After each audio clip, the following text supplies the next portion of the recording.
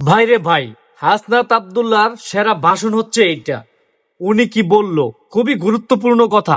কথাগুলো অবশ্যই মনোযোগ দিয়ে শুনে যাবেন এবং ভিডিওটা ভালো লাগলে বেশি বেশি করে শেয়ার করবেন। আগে ওনার কথাগুলো শোনেন, খুবই গুরুত্বপূর্ণ কথা বলেছেন। 5ই আগস্ট প্রশাসনের প্রতি জনগণের যেই বিদ্রোহ আপনারা দেখেছেন, বাংলাদেশের জনগণ যখন জেগে ওঠে, কামান দিয়ে তাদেরকে ঠেকানো যায় না, গোলাবারুদ দিয়ে তাদেরকে ঠেকানো যায় না, বিদেশি শক্তি দিয়ে তাদেরকে ঠেকানো যায় না। আবারও যদি একটি পাতানো নির্বাচনের দিকে আপনারা যান, ব্যালট বাক্সে আপনারা নিজ দায়িত্ব ভরে দেন, জনগণের যেই বিদ্রোহ, সেই বিদ্রোহ আপনারা সামলাতে পারবেন না।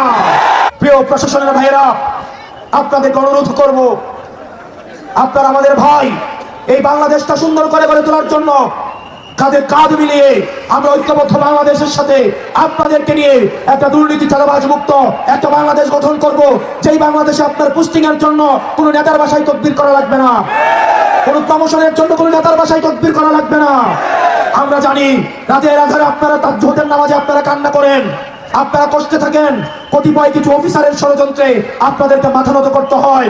আমরা বাংলাদেশের জনতা আপনাদেরকে প্রতিশ্রুতি দিচ্ছি, আপনাদের প্রতি যেই মানুষের অনাস্থা তৈরি হয়েছে, সেই আস্থা ফিরিয়ে আনতে আগামী 12ই ফেব্রুয়ারির নির্বাচনে আপনারা জনতার কাতারে নেমে এসে জনতার নির্বাচন করেন, জনগণ আপনাদের নিরাপত্তার ব্যবস্থা করবে।